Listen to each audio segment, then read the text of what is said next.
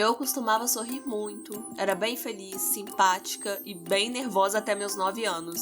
Depois que meus pais se divorciaram, eu vestia o que eu queria, xingava, usava maquiagem, era descolada, fiz tatuagem, coloquei piercing, matava a aula, saía com meu namorado. Acho que eu não sabia o que era depressão. Sabia que me sentia estranha e que era diferente. Hoje nós vamos falar sobre Amy Winehouse.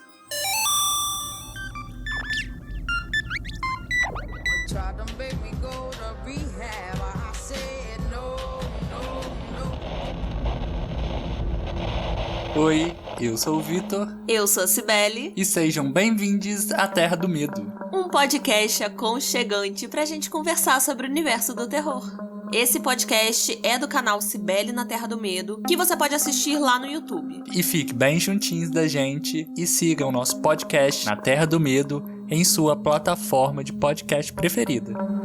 Temos novidades! Bem juntinhos mesmo, falando, porque a novidade é muito boa, tudo bom. Quem segue a gente lá no Instagram vai poder conferir a novidade, que é uma parceria com a Dark Side Books, e a gente vai realizar um sorteio pra vocês. Sim, gente, o sorteio vai ser nessa quarta-feira. E o que vamos sortear? O que vamos estar sorteando? Vai ser o livro VHS, escrito pelo maravilhoso César Bravo, e que foi lançado pela Dark Side Books. O sorteio tá rolando no meu Instagram, o @CibeleFala, vai lá participar. E outra, são 2 ganhadores, então mais chance de ganhar. E esse livro é maravilhoso, gente, perfeito, eu já li e amo, recomendo. Eu participaria, hein?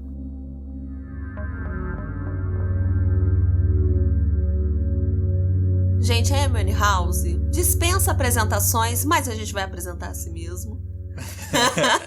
Maravilhosa, perfeita, ela ganhou 5 Grammy por causa do CD dela de 2006, o Back to Black. Esse foi o segundo álbum que ela estourou mundialmente. E esse álbum é lembrado pelas músicas Rehab e Valerie. Premiadíssima e dona de uma voz inigualável, a Amy infelizmente perdeu a sua vida no dia 23 de julho de 2011, com apenas 27 anos e deixando milhões de fãs órfãos de seu talento memorável. Inclusive, gente, eu lembro certinho do dia que saiu a notícia da morte da Amy. Eu tenho um amigo, beijo Wagner, que ele é muito fã da Amy. E eu lembro que eu tava no Rio de Janeiro e eu recebi a notícia na hora. Eu pensei, ai meu Deus, o Wagner, ele não vai estar bem nesse momento. Eu preciso falar com ele. Porque eu não era fã dela, mas eu... É aquela coisa, né? Mesmo você não sendo fã da Amy, você ouve muita música dela, você acaba gostando, porque, gente, muito difícil você não gostar da Amy Winehouse. Na época que surgiu, né, a música estourou realmente. Sim. Aqui no Brasil tocava direto nas rádios. Querendo ou não, você acabava conhecendo ela um pouco, pelo menos a música mais famosa dela. E, nossa, eu lembro que eu senti uma tristeza, sabe? Quando eu soube da notícia. Depois da morte da Amy, os conspiradores, né? Eles atacam novamente e voltaram a lembrar da teoria que tenta explicar a coincidência dos artistas que morreram todos aos 27 anos. A gente já falou no episódio passado do Robert Johnson e a gente ainda vai falar sobre a Janis Joplin e o Kurt Cobain, que são artistas também que estão inclusos aí nessa lista, que é imensa. Nossa, gente, é imensa. Amy Jane Winehouse nasceu no dia 14 de setembro de 1983, em Southgate, que fica no subúrbio de Londres, na Inglaterra. O pai dela, que era o Mitch, ele trabalhava como taxista e a mãe dela, Janice, trabalhava como farmacêutica. E a Amy tinha um irmão mais velho chamado Alex. E já desde criança, a Amy era rodeada pela música, já que, assim, muitos tios dela, por parte de mãe, eram músicos profissionais de jazz e seu pai costumava cantar com a família ali também, quando a Amy era ainda criança. Além disso, a avó paterna dela já tinha namorado com Ronnie Scott, que era um saxofonista de jazz britânico. Pareceu que o jazz é britânico, não, mas é o Ronnie que é britânico. Então a Amy cresceu assim, ouvindo diversos estilos musicais, como folk, country, jazz, e chegando ali, quando tinha uns 10 anos de idade, aí ela começou a gostar também e começou a ouvir muito hip hop. Mas assim, a gente tá falando, parece que era um paraíso perfeito, a família perfeita, ela envolta de música e paixões por música o tempo inteiro. Só que muito não, gente. O relacionamento familiar da Amy não era nada perfeito, estava longe disso. Inclusive, durante a infância, ela convivia muito com as traições do pai dela. Quando a Amy tinha 18 meses, o Mitch começou a se relacionar com uma colega de trabalho. E durante esse período, a Amy e o Alex, o irmão dela, eles sabiam do caso e não tinha como escapar, eles viam o sofrimento da mãe de perto. E os pais da Amy só se separaram quando ela tinha 9 anos de idade. E a Janice ficou com a guarda dos 2 filhos. E ela teve a ajuda da mãe dela, né, que era a avó da Amy, pra cuidar das crianças enquanto ela trabalhava. Em diversas entrevistas, a Amy revelou que seu pai era muito ausente, sempre dava desculpa de que estava trabalhando. E foi sua mãe mesmo que teve que criar ela ali, criar os 2 filhos praticamente sozinha. Uma coisa que, infelizmente, não é raro de se ver, né? A mãe acabar cuidando do filho e o pai ficar ali mais ausente. E muito do comportamento que a Amy começou a desenvolver ali no começo da sua adolescência foi influenciado pela separação dos pais. Já na adolescência, ali quando tinha uns 13, 14 anos, ela teve que começar a tomar alguns remédios antidepressivos. Mas ela mesma falava que na época ela não entendia o que era depressão. Ela só se sentia estranha, meio diferente. Foi então que a avó da Amy, a Cynthia, deu a ideia dela se inscrever na escola de teatro Suzy Earnshaw. E foi lá que ela aprendeu a sapatear e teve as suas primeiras aulas de canto. E foi nessa escola também que ela formou um grupo amador de rap chamado Sweet and Sour, junto com a Juliette Ashby, que era a amiga dela de infância. Mas esse grupo durou pouco tempo. Aos 12 anos, ela tentou uma vaga na escola de teatro Sylvia Young e foi aceita. Na conta oficial da Amy no Twitter, tem uma carta de inscrição que ela enviou na época e tinha trechos como: eu quero ir pra algum lugar onde eu seja esticada até os meus limites e talvez até além. Cantar nas aulas sem que me mande calar a boca. Mas principalmente eu tenho esse sonho de ser muito famosa. Trabalhar no palco é uma ambição pra toda a vida. Quero que as pessoas ouçam minha voz e simplesmente esqueçam seus problemas por 5 minutos. Foi por meio do amigo dela, que também é cantor, o Tyler James, que ela teve a primeira grande oportunidade, na verdade. Eles se conheceram nessa escola de teatro, a Sylvia Young, e o Tyler enviou uma fita demo da Amy para a gravadora dele. E isso fez com que a Amy fechasse um contrato onde ela receberia nada mais, nada menos do que 250 libras por semana para se dedicar à música. Com isso, ela conseguiu se dedicar em composições para o seu primeiro álbum, que foi lançado em 2003. O nome do álbum era Frank e já chamou logo a atenção da crítica. Trazia uma mistura ali de jazz, pop, soul e um pouco de hip hop também. E em suas composições, nas letras, relatava muito do seu relacionamento com o pai e também do relacionamento com seu ex-namorado, que foi o Chris Taylor. Quando perguntaram pra ela se ela achava que seria famosa, ela respondeu: eu não acho isso de jeito algum, porque a minha música não tá naquela escala. Às vezes eu queria que estivesse, mas eu acho que eu não vou ser nem um pouco famosa. Acho que eu não aguentaria e provavelmente eu iria enlouquecer.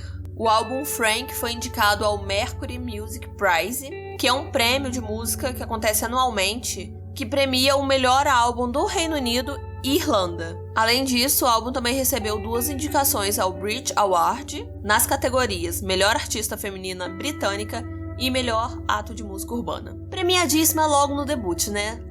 O primeiro prêmio recebido pela Amy foi no Ivor Novello Award, onde ela conquistou o troféu de melhor canção contemporânea pela música Stronger Than Me, que foi o single dela de estreia.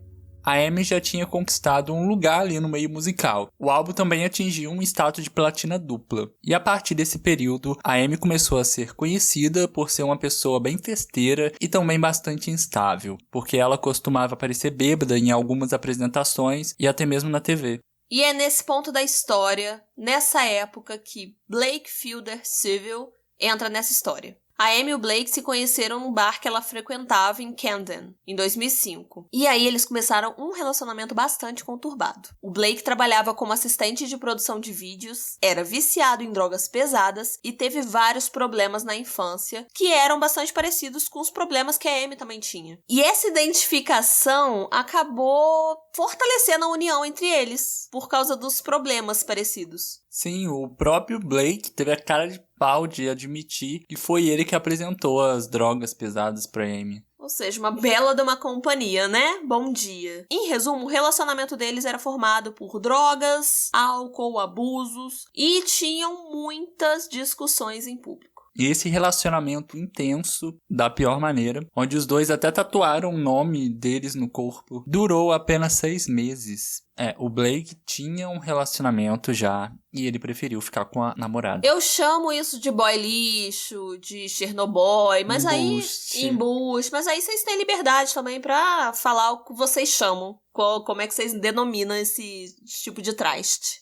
Com o fim desse relacionamento super esquisito, pra ser muito eufêmica, o estado emocional da Amy só se agravou. Ela ficou muito triste e foi uma das coisas que fez com que ela passasse a beber mais ainda. Pra completar toda a merda, no mesmo período ela ainda perdeu a avó dela. Amy tava bebendo cada vez mais e o estado dela também estava muito preocupante por causa da bulimia. Por conta dessa situação da Amy, dela tá bebendo cada vez mais, de o estado preocupante dela tá se agravando por conta da bulimia, que ela já tinha bulimia há alguns anos, o que fazia ela ficar cada vez mais magra. Foi aí que os produtores sugeriram que ela entrasse em reabilitação por causa do abuso do consumo de álcool. Mas o pai dela não achou necessário. Insatisfeita com a empresa que estava administrando sua carreira, ela rompeu o contrato e já começou a se organizar ali com os produtores para produzir o álbum que seria o seu maior sucesso. Inclusive, ela transformou também em música essa situação que eles queriam colocar ela numa clínica.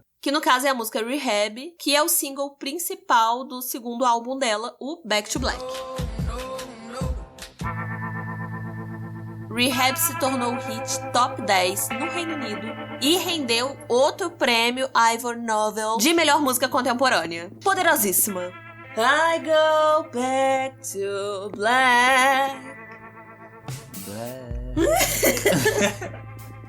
O álbum, que revelava muito da relação e dos sentimentos de Amy por Blake, foi um sucesso de crítica e foi indicado ao Brit Awards como melhor álbum britânico e fez com que Amy ganhasse o prêmio de melhor artista solo feminino de 2007. Aí, minha filha, quando o CD estreou lá nos States, foi sucesso instantâneo. Ele ficou no top 10 por meses e vendeu 1 milhão de cópias até o final do verão. E a música Rehab se tornou um dos 10 maiores hits dos Estados Unidos. E foi o disco que rendeu 6 indicações ao Grammy. Em abril de 2007, depois de várias idas e vindas no relacionamento, a Amy e o Blake noivaram e se casaram em 18 de maio de 2007, em Miami. E só estava presente no casamento um funcionário que era para realizar ali o evento mesmo. Porque a família dos dois, os amigos também da Amy, eram totalmente contra o casamento. Eles até tentaram impedir, mas não conseguiram. Nessa época, a Amy começou a sofrer muito automutilação, depressão e a bulimia ainda estava ali presente na vida dela e chegou ao ponto de ter uma overdose. A Amy era usuária assumida de maconha, mas a verdinha não era o maior problema. O maior problema mesmo eram as drogas pesadas. Aí, como o Vi falou, em 2007 ela teve uma overdose e foi hospitalizada. Aí, mais tarde, a Amy disse ao News of the World que o motivo da overdose, na verdade, foi que ela tinha misturado heroína, cocaína, êxtase, cetamina, uísque e vodka num bar em Londres. Por conta disso, a turnê que estava marcada para a América do Norte teve que ser suspensa. Apesar disso, a turnê da Europa estava programada para acontecer normalmente. Porém, contudo, entretanto, em outubro de 2007, ligaram anonimamente para a polícia para fazer uma denúncia pedindo para a polícia ir até o hotel de Bergen. Que a Amy estava lá e ela acabou sendo presa por porte de drogas. Junto com quem? Com o Blake. E uma terceira pessoa que não foi identificada. Eles tiveram que pagar $715 em multas. Dinheiro considerável. E em novembro de 2007, o Blake foi preso de novo por supostamente oferecer suborno de $4.000 a um barman que ele tinha agredido em junho de 2007 ainda. Depois dessa prisão, a Amy apareceu completamente embriagada em sua apresentação na Inglaterra e o público respondeu com vaias e alguns desistiram do show. A Amy então cancelou todos os shows e as aparições públicas pelo resto de 2007. Apesar de tudo isso estar acontecendo ali na vida dela, o álbum continuava vendendo muito e se tornou o álbum mais vendido do Reino Unido em 2007. Em janeiro de 2008, foi divulgado um vídeo em que a Amy estava fumando crack, o que finalmente levou ela para a reabilitação, mesmo que muito rapidinho. Aí tem suspeita de que quem divulgou esse vídeo foi o Blake. Apesar de todos esses contratempos pessoais, o sucesso dela só crescia. Em 2008, Back to Black foi o segundo álbum mais vendido do mundo. E em 2009, ele entrou pro Guinness Book, por ter ganho o maior número de prêmios no Grammy ganhos por uma artista britânica solo no ano. Em 2009, a Amy foi passar umas férias na ilha caribenha, em Santa Lúcia. Lá ela aparentava ter tido realmente uma grande melhora, assim. Mas justamente quando ela estava recuperando, teve um episódio do pai dela, que tem até num documentário, que foi lançado em 2015, que mostra que o pai dela levou uma equipe de filmagem para fazer o seu próprio documentário ali. Ela estava num tempo tentando se recuperar e ele lá tentando exibir novamente a vida da filha. Logicamente, a Amy ficou puta com isso. Com toda razão, não é mesmo? Além disso, Blake ficou sabendo de dentro da clínica de reabilitação que a Amy estaria se relacionando com Josh Bowen, que ela conheceu inclusive nessa ilha. Nessa hora, então, o Blake decidiu pedir divórcio. De volta das férias da ilha, que era para ser bem tranquila, porém não foi, a Amy apresentou alguns trechos do que seria o seu próximo disco para a gravadora Island Records, que acabou rejeitando-lhe o material. Então a Amy anunciou que estava começando a sua própria gravadora, a Lioness Records. Em maio de 2011, a Amy foi internada em Londres e recebeu a notícia de que ela morreria se ela não parasse de beber, já que o organismo dela já estava completamente afetado porque ela viveu uma vida inteira abusando de álcool e drogas. Então o corpo dela já estava pedindo arrego, sabe? No mesmo ano ela voltou com a turnê. Teve show aqui no Brasil, inclusive, só que não teve boa repercussão não. O público não gostou, muito menos a imprensa, que caiu matando em cima dela.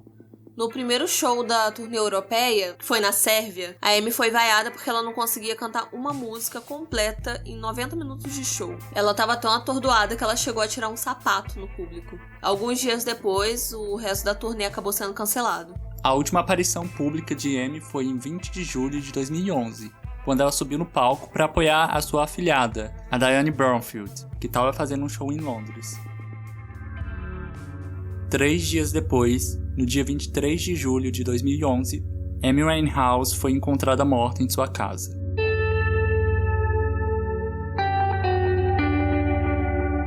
Próximo das 4 horas da tarde do dia 23 de julho de 2011, 2 ambulâncias foram chamadas para a casa da Amy em Camden, em Londres.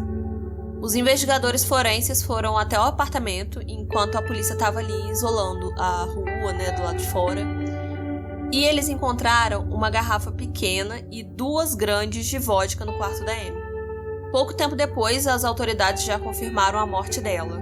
Foi aberta então uma investigação para tentar determinar a causa da morte, mas os primeiros resultados não foram totalmente conclusivos e foi preciso fazer uma análise toxicológica.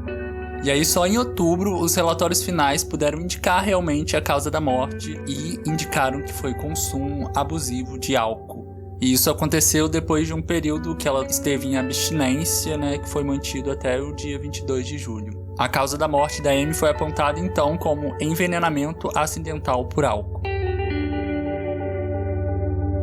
Aí a morte da Amy acabou levantando de novo o assunto do Clube dos 27, porque como é o caso de outros cantores que a gente ainda vai falar aqui, ela morreu aos 27 anos de idade. E para quem quiser saber mais sobre a carreira dessa cantora incrível, a gente indica o documentário Amy, que foi lançado em 2015. Inclusive, ele foi vencedor do Oscar de melhor documentário. E é ótimo, porque traz alguns trechos, da vivência dela ali, alguns trechos do que foi divulgado também na imprensa, na época. Também traz fala de pessoas que conviveram com ela e que puderam ver de perto tudo que ela passou por causa do vício. E também fala muito da relação dela com o pai, que, no caso, não gostou muito de como foi apresentado. Que pena, meu anjo. Acho que é questão de... Acho que isso tem cara de problema seu. Ele falou que ele mesmo ia fazer um documentário dela. Escreveu um livro, É quase assim, eu sou dono da bola, eu que vou brincar. Você não vai. Tanto o pai e a mãe dela também escreveram um livro sobre ela. Esse foi o episódio de hoje. Eu espero que vocês tenham gostado muito. É isso, gente. Se inscreve no canal Cibele na Terra do Medo, porque quinta-feira tem vídeo. E dá uma olhada lá no Instagram da Cibele que vai ter sorteio. Sorteio, gente! Sorteio de livro bom. Livro de terror. Vai, participa. Um beijo, gente. Beijos. Tchau.